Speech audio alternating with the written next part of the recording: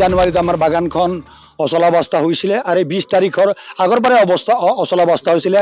আমাৰ শ্ৰমিকৰ বেতন দৰমহা ৰেচন আমাৰ বাগিচাৰ কৰ্তৃপক্ষ ছবিৰ আহমেদ ডাঙৰীয়াই সকলোখিনি বন্ধ কৰি দিয়াৰ কাৰণে আৰু আমাৰ যিটো দৰমহাৰ পৰা কৰ্তন কৰা যিটো PF টকা শতকৰা 12 টকা সেই টকাটো আমাক বন্ধ কৰিছিল।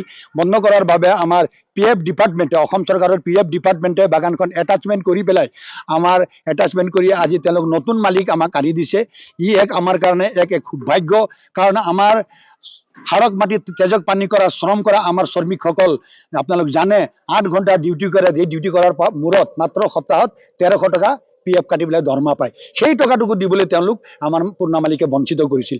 আজি অসম চৰকাৰৰ মাননীয় মুখ্যমন্ত্ৰীক আমি ধন্যবাদ জনাব লাগিব যে অতি শীঘ্ৰে এই 1 মাহৰ ভিতৰত যে আমি ৰিচিভাৰ আমাক কৰি পেলাই নতুন মালিক আনি দিব, আমি কল্পনাও কৰা নাছিলোঁ। আমাৰ সৌভাগ্য যে অসম চৰকাৰৰ PF বিভাগৰ পৰা আমাক এই ব্যৱস্থা কৰি দিয়াৰ কাৰণে আৰু ইয়াৰ কাৰণে PF ডিপাৰ্টমেণ্টৰ বিষয়াসকল লগতে আমাৰ শ্ৰম মন্ত্ৰী অসম চাহ মজদুৰ সংঘৰ সাধাৰণ সম্পাদক ৰূপেশ গোৱালা ডাঙৰীয়া, আমাৰ স্থানীয় বিধায়ক কেশৱ মহন্ত ডাঙৰীয়া, তেওঁলোক অহৰহ চেষ্টা কৰাৰ ফলত আজি আমি এই সুফল পাইছোঁ। আমি আন্তৰিক ধন্যবাদ জনাইছোঁ। আৰু যি আমাৰ অন্নদাতা হৈ আহিছে আমাৰ হৰেণ মহন্ত ডাঙৰীয়া, তেওঁ এতিয়া আমাৰ পৰিয়ালৰ মুৰব্বী হ'ল।